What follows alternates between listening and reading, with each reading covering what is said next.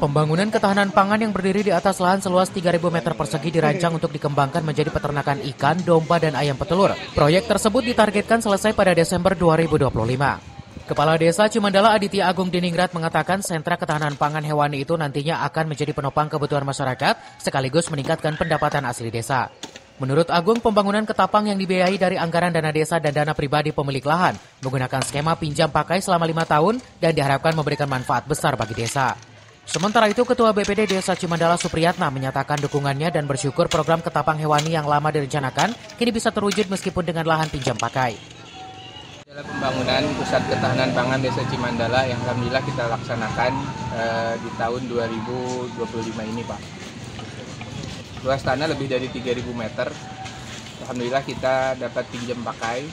Kita gunakan pinjam pakai ini sudah hampir 5 tahun, ke 5 tahunnya gitu, Pak.